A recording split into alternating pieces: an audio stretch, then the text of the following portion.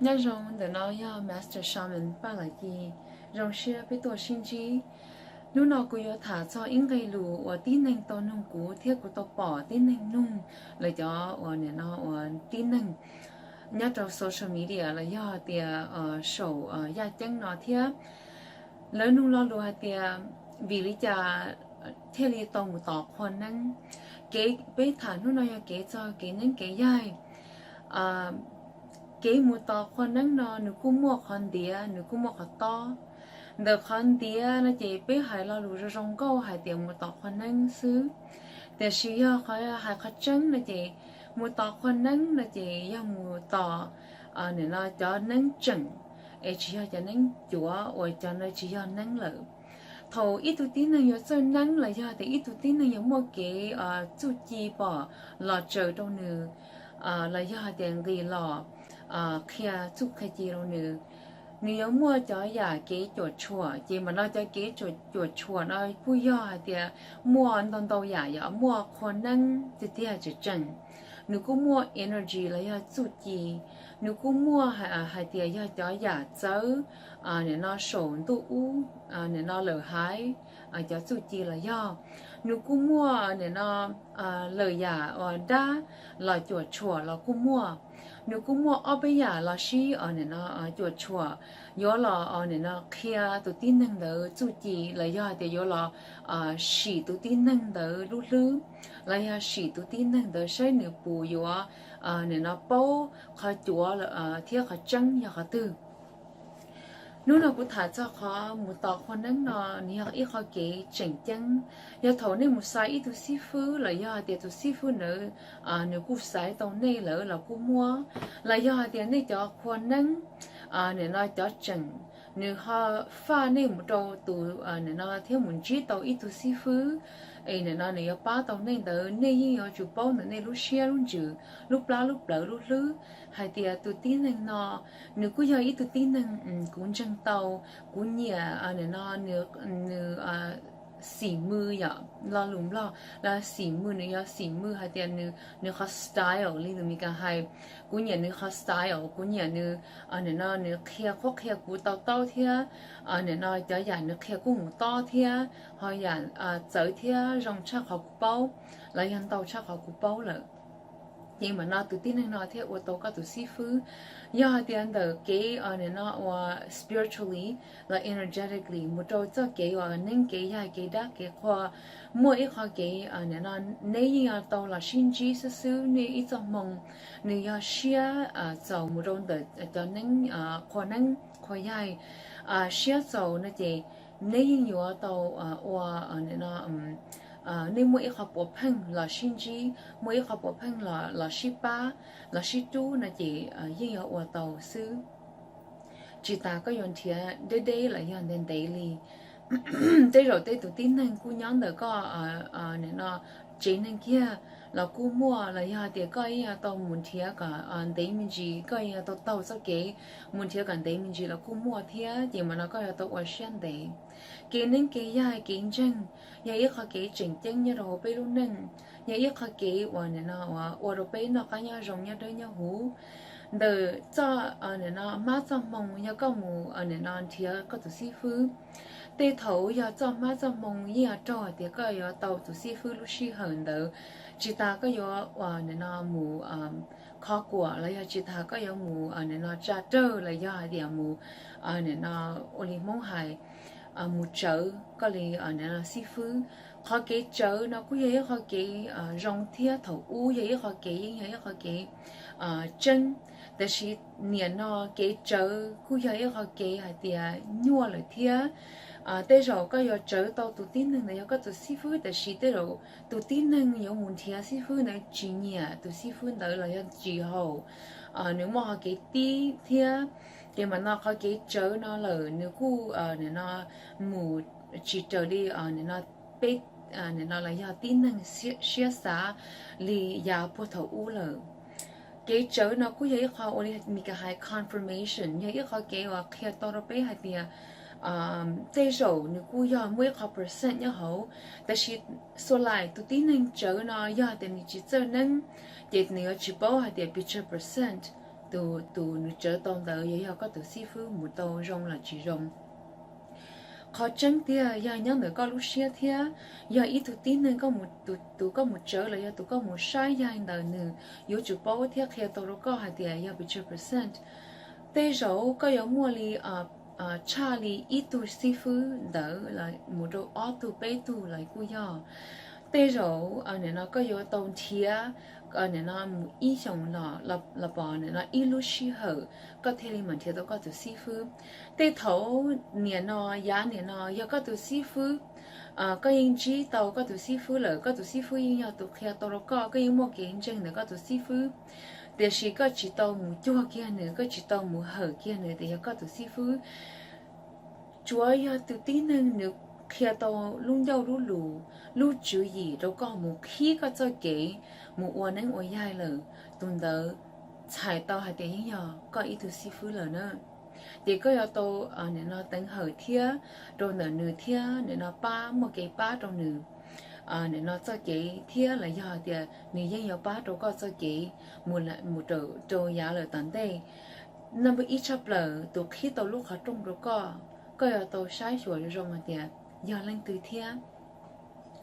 mà nó một chỗ cho khoảng cái lúa của thả ít nhiều cha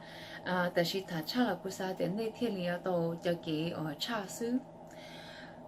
cái mùa tọt khoan nên khoai dài nó khó cái chút chân thì tia để khó to lỡ xài to hạt thì thầu mùa tọt khoan nên lỡ yếu sai rồi thì tụ khoan nên nó nửa buổi học khoan nên ý cho nó nửa buổi cho rong lấy cho chỉ rong buổi học tụ đa lấy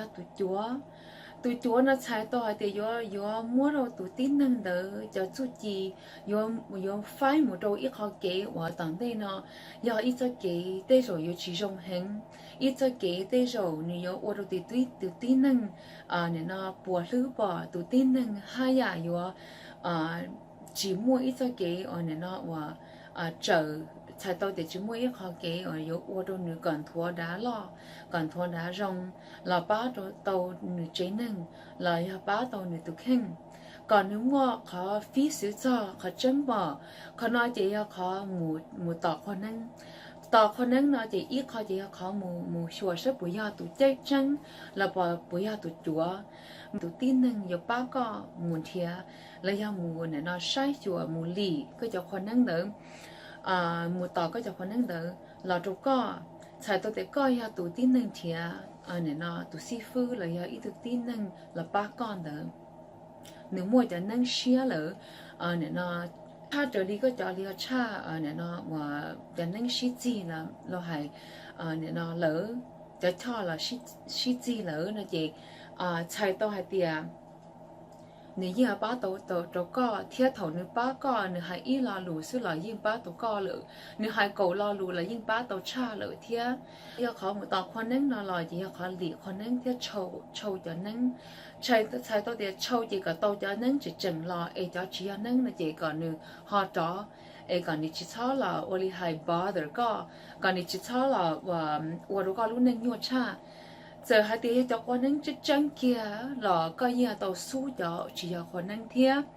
nhưng mà nói tới rồi có thứ su thế từ này tức là chờ ô li hai này tức là cho con lợ nói chuyện này tức là cho tàu sai nên để bộ già y sòng bò oi sòng bê sòng là cầu sòng nên gọi sòng nếu cũng mua non tàu giả cái choคนนั้นเราชอบเชี่ยชอบอยู่แล้วชอบปลาชอบเลือชอบจอดชอบช้าก็เนี่ยเนาะก็กูเติร์กเตาเนี่ยเนาะเจ้าเก๋ว่ายัวเชี่ยเลยเจ้าเก๋หม้อเก่งเก่งก็เติร์กเตาเจ้าเก๋ว่าเด็กก็รุ่นนึง我如果母知道我知道的母都可用可能可给错我厉害不公原则了错些错就cho nên là đã chỉ cô giờ có lì bỏ công nhận giữ giờ phải trong là giờ phần trong nên nó mua trâu cho lỡ hai thia nếu không mua cho là cho thì nó vì hai tiệt bên nhau lúc tết lúc thở thia cho lăng cho tủ mông mua phai cho lúc tết thở nên nó cô giờ tới cho là thia chỉ giờ nhau ít tết thở chỉ giờ mua ít tủ nọ xứ bên cô mua thia hở cho nên tàu tủ lỡ rồi lúc xí hở nọ vì nên tớ แต่คนนั้นคอยใหญ่นอเท่านึงเราชอบไปเชื่อไปปลาไปเปลือไปหรือไปลื้อหมูโตไปต่อไปช้าเนื้อชอบหมูตรงแต่ไปปอกกุ้งเหยินจื้อเราชอบเนื้อชอบจอเนี่ยนอหล่อเหลือไฟเหลือหายเราชอบเรากู้มั่วเจมันเอาไปที่รีปล่อยจะนั่งเชียร์นอโอลิไปหายจะนั่งเชียร์แต่ชีไปยอไปกูยออีจอนั่งอ๋อยจะนั่งเชียร์นะกูยออีจะนั่งcú thia là vậy cho nên sa cầu bùa thấu lợi thia đã có lò kỳ lò đầu bây giờ tin nên lụa nó thia đến này tàu do nên chưa có video nó là này tàu tàu tàu hay thì vì trả luôn thia tây cú ti lợ ở bây giờ tàu bao tàu giả lấy hàng tàu phải là tàu hai nên nó tàu ba tàu bờ ở bây thì chân chế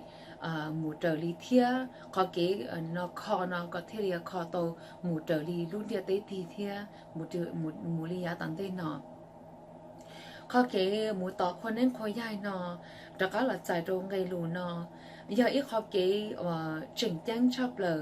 giờ nên chỉ mua có cái này nó ít tu năng chỉnh trang là ba này tàuคนนั้นคอยใหญ่là giờ một lì một châu đồ này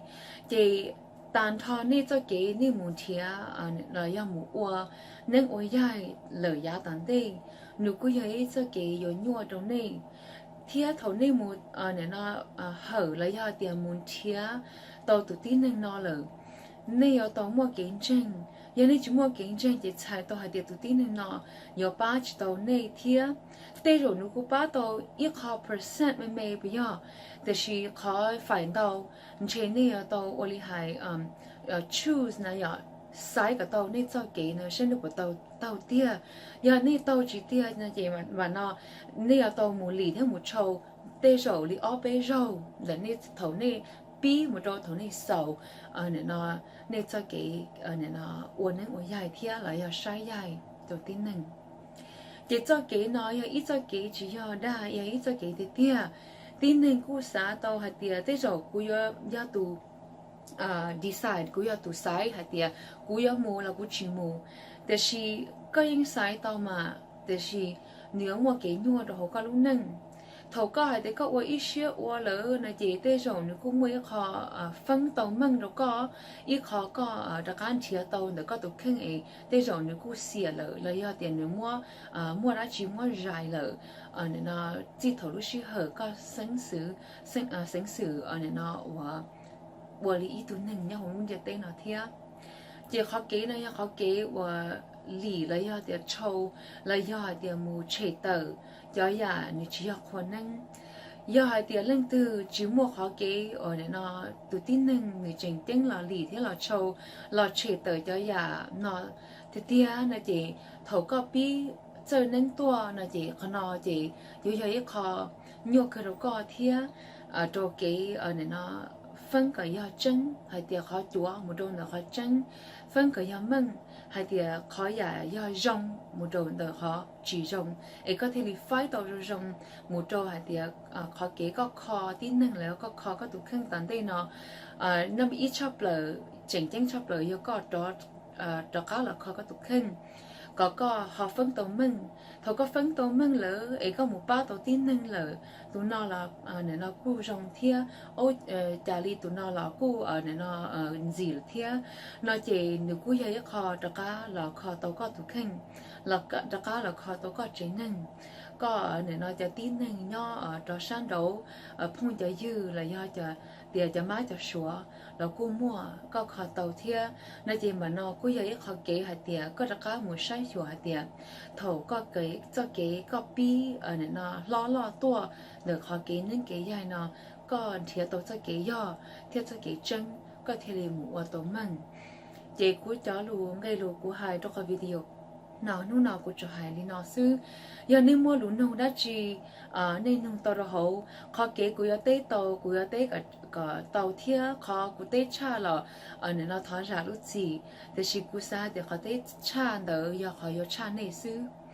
chế của ô nó sư ấy hai nó sư bây mà lấy sinh chỉ đùa là lúc sĩ hở nữa mà ô cho nó tàu ấy mua rong nè còn nè chúng mua nó cái nhà rong nhà đây nhà hú nên nó ô bây hai là luôn cả one blessings the quality ô đó nữa mà